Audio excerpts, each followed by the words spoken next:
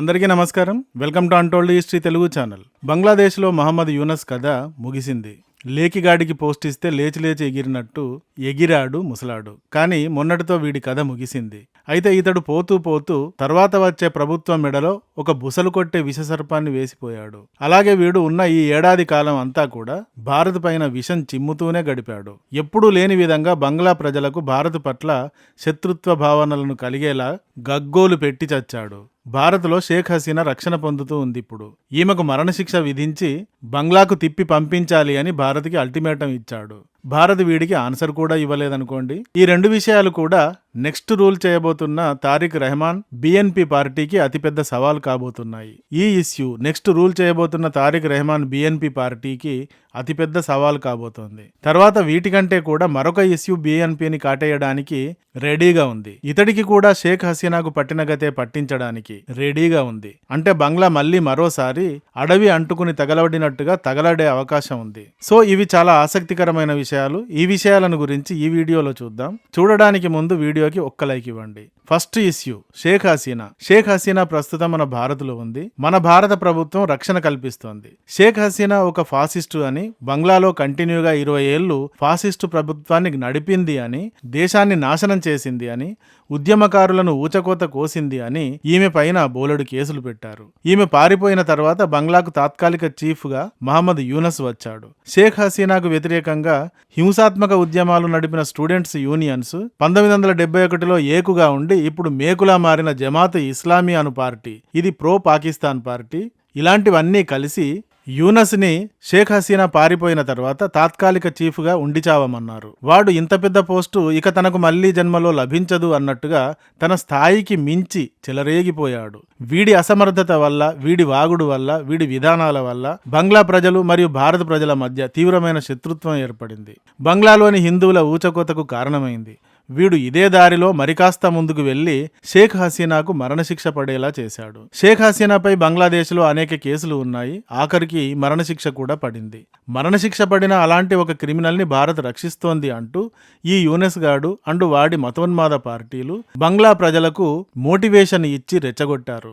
భారత్ షేక్ హసీనాని వెనక్కి పంపించాలి అన్న డిమాండ్తో రెచ్చిపోతున్నారు. పైకి చూస్తే బంగ్లా ప్రజలకు ఇది భారత్ చేస్తున్న తప్పుగా కనబడుతుంది. ఇలా యూనస్ షేక్ హసీనాకు మరణశిక్ష విధించి భారత్ని దోషిగా బంగ్లా ప్రజల ముందు ప్రదర్శించాడు. రెండు దేశాల మధ్య శాశ్వతమైన శత్రుత్వం కొనసాగే విధంగా ఎలాగైతే పాకిస్తాన్ భారత్ల మధ్య శత్రుత్వం ఉందో అదే విధంగా బంగ్లా అండ్ భారత్ల మధ్య ఉండేలా యూనస్ అండ్ అతడిని తెచ్చిపెట్టిన సంస్థలు, మతోన్మాద పార్టీలు అండ్ వీటి వెనక షాడోల్లాగా బంగ్లా సమాజంలోకి భారీగా ఇప్పటికే చేరిపోయిన లష్కర్-ఏ-తోయిబా, జైష్-ఏ-మహమ్మద్ లాంటి ఉగ్రవాద సంస్థలు తీవ్ర ప్రయత్నం చేస్తున్నాయి. సో వీరందరి ప్రయత్నం వల్ల ఇక బంగ్లా భారత్ల మధ్య కూడా పాకిస్తాన్ భారతుల మధ్య ఉన్న శత్రుత్వం లాంటి శత్రుత్వమే మొదలైంది, కొనసాగుతోంది కూడా. అయితే వీరంతా కలిసి ఎంత పీక్కున్నా, ఎంత గీక్కున్నా భారత్ వీరిని లెక్క చేస్తుందా అంటే నెవర్. లెక్క చేయదు. పాకిస్తాన్ని గాని బంగ్లాదేశ్ని గాని లెక్క చేయదు. ఈ దేశాలలోని మతోన్మాద బ్యాచులను, వాటి అల్టిమేటంలని అస్సలు లెక్క చేయదు. లెక్క చేసి షేక్ హసీనాను వదిలిపెట్టదు.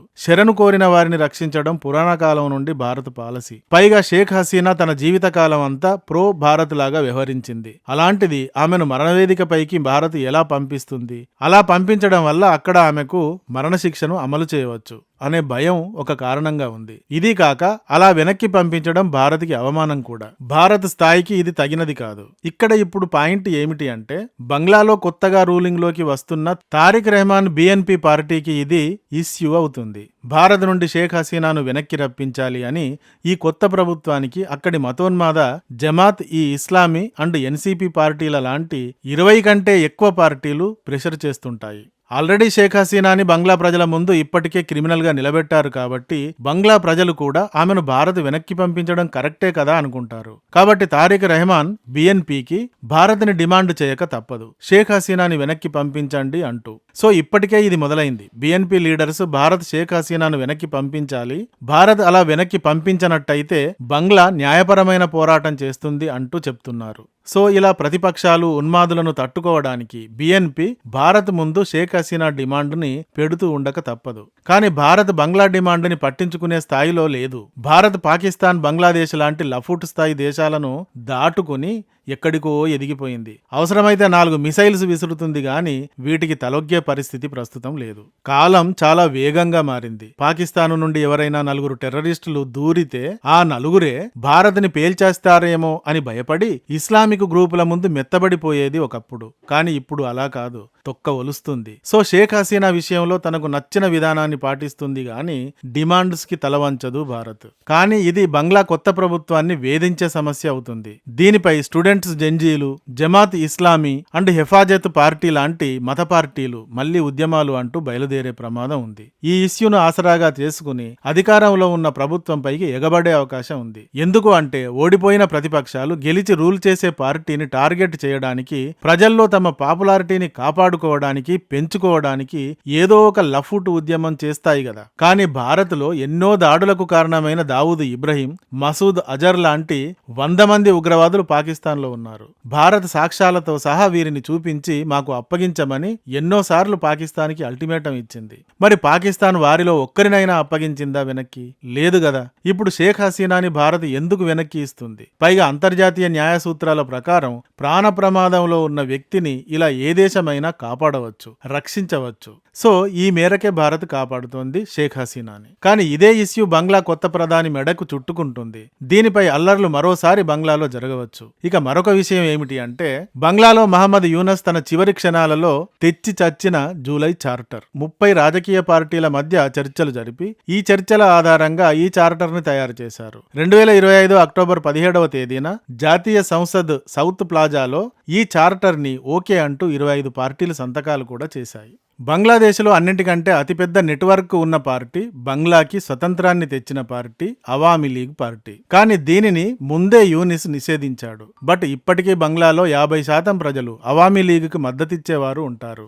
ఇలాంటి పార్టీని నిషేధించి ఒక పెద్ద చార్టర్ ని ప్రకటించాడు యూనస్. పైకి చూస్తే ఈ చార్టర్ షేక్ హసీనా నియంతృత్వ పాలనకి వ్యతిరేకంగా ప్రజాస్వామిక సూత్రాలతో ప్రజల కోసం ఏర్పాటు చేసినట్టుగా కనబడుతుంది. ఫర్ ఎగ్జాంపుల్, ఈ చార్టర్లో 84 సూత్రాలుంటాయట. ఇందులో ముఖ్యమైన సూత్రాలు ఏమిటి అంటే, షేక్ హసీనా ప్రభుత్వాన్ని కూల్చేసిన 2024 జూలై, ఆగస్టు నెలల్లో జరిగిన ఆందోళన, ఆ ఆందోళనల్లో త్యాగం చేసిన యోధులను గుర్తించాలి. ఇది ఒక సూత్రం. తర్వాత, ఒక వ్యక్తి తన జీవిత కాలంలో గరిష్టంగా 10 సంవత్సరాలు మాత్రమే ప్రధానమంత్రిగా ఉండాలి. ప్రధానిగా ఉన్న సమయంలో అతను ఆ పార్టీ అధ్యక్షునిగా ఉండకూడదు. తర్వాత, ఎమర్జెన్సీని విధించాల్సి వస్తే మంత్రివర్గం ప్లస్ విపక్ష నాయకుడి అనుమతి కూడా అవసరం.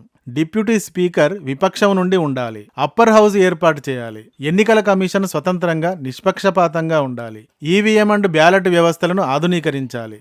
బంగ్లాలో ఉన్న ప్రజలు అందరినీ గంపగుత్తగా బంగ్లాదేశీగా గుర్తించాలి. అవినీతి నిర్మూలన, మహిళలకు 100 సీట్లు ఇవ్వాలి. ఇలాంటి 84 సూత్రాలతో ఉన్నదే జూలై చార్టర్ అంటే. చూస్తే ప్రజాస్వామిక అండ్ ప్రజలకు అనుకూలమైన సూత్రాలు లాగానే ఇవి కనబడుతున్నాయి. అయితే లోతుగా చూస్తే ఇందులో ఈ సంవత్సర కాలం యూనస్ నడిపించిన కేర్ టేకర్ ప్రభుత్వాన్ని పునరుద్ధరించే విధంగా ఇస్లామికి రాష్ట్ర హోదా ఇవ్వడం గురించి, మదర్సాల విద్యకు భారీ ప్రాధాన్యం ఇవ్వాలి అంటూ, బ్లాస్ఫమీ కాకపోయినా ఇంతే కఠినమైన శిక్షలు కావాలి అంటూ కూడా ఈ చార్టర్లో సూత్రాలుగా పొందుపరిచారు. ఈ చార్టర్ ప్రజాస్వామ్యయుతం అని మాట్లాడేలా కనబడుతున్నా వీటిని అంగీకరిస్తూ సంతకాలు చేసిన పార్టీలు ఏమిటో చూస్తే అవి ఇస్లామిక్ మతోన్మాద పార్టీలు. జమాత్ ఈ ఇస్లామీ, హెఫాజత్ ఏ ఇస్లాం, నేషనలిస్ట్ సిటిజన్స్ పార్టీల లాంటి పార్టీలు ఉన్నాయి. అన్నీ కూడా మతవాద పార్టీలు, మతోన్మాద పార్టీలు. ఈ పార్టీలు ఈ చార్టర్ కి అంగీకారం తెలుపుతూ ఓకే చేశాయి. ఈ పార్టీలు ఇప్పటి వరకు బంగ్లాలో షరియా కావాలి, పాకిస్తాన్ టైపు షరియా ప్రభుత్వం కావాలి అని బహాటంగా డిమాండ్ చేశాయి. మరి ఇప్పుడు ఈ జూలై చార్టర్ కావాలి అని ఎందుకు అంటున్నాయి అంటే, బంగ్లాదేశ్ 1971లో స్వతంత్రం పొందింది. అవామీ లీగ్, దాని అప్పటి అధ్యక్షుడు ముజిబుర్ రెహమాన్ల నేతృత్వంలో ఈ స్వతంత్రం వచ్చింది. వీరి నేతృత్వంలోనే అక్కడ రాజ్యాంగం కూడా ఏర్పడింది. షేక్ హసీనా ముజిబుర్ రెహమాన్ కూతురు. ఈమెను పారిపోయేలా ఇప్పుడు చేశారు. వీరి ఇల్లు, ఆఫీసులు కూల్చేశారు. బంగ్లా జాతిపితగా పిలిచే ముజిబుర్ రెహమాన్ విగ్రహాలను, నివాసాన్ని కూల్చేశారు. వారి అవామీ లీగ్ పార్టీని నిషేధించారు. సో ఇదే క్రమంలో వారు రూపొందించిన రాజ్యాంగాన్ని కూడా ఈ విధంగా చార్టర్ రూపంగా, జూలై చార్టర్ రూపంగా తొలగిస్తున్నారని అర్థం. జూలై చార్టర్ ద్వారా వారు రూపొందించిన రాజ్యాంగాన్ని ఇండైరెక్ట్ గా తొలగిస్తున్నారు.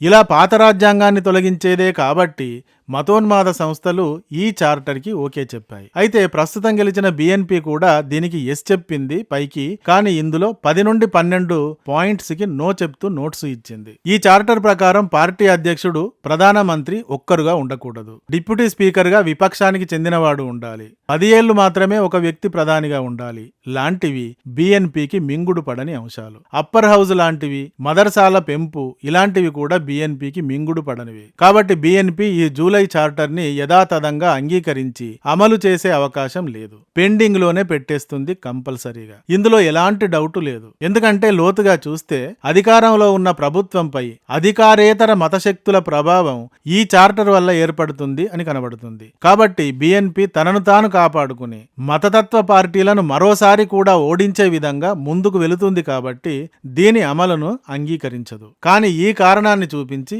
ఈ మతోన్మాద పార్టీలు మళ్లీ అల్లర్లు, ఆందోళనలు అంటూ మొదలు పెట్టే అవకాశం అయితే ఖచ్చితంగా ఉంది. ఒకటి Sheikh Hasina issue, 2 July charter issue. ఈ 2 ఇష్యూలను తమ అస్త్రాలుగా చేసుకుని బంగ్లాని మరోసారి ఈ మతశక్తులు తగలెట్టే అవకాశం స్పష్టంగా కనబడుతోంది. ఈ విషయంగా మీ అంచనా ఏమిటో కామెంట్తో చెప్పండి. ఈ వీడియో గానీ నచ్చితే ఒక లైక్ ఇవ్వండి. అలాగే ఇంతవరకు మా ఛానల్కి సబ్స్క్రైబ్ చేసుకున్నట్టయితే వెంటనే సబ్స్క్రైబ్ చేసుకోండి. ఇలాంటి వీడియోల నోటిఫికేషన్స్ కొరకు బెల్ ఐకాన్ని కూడా క్లిక్ చేయండి. Thank you for watching. జై హింద్, జై భారత్.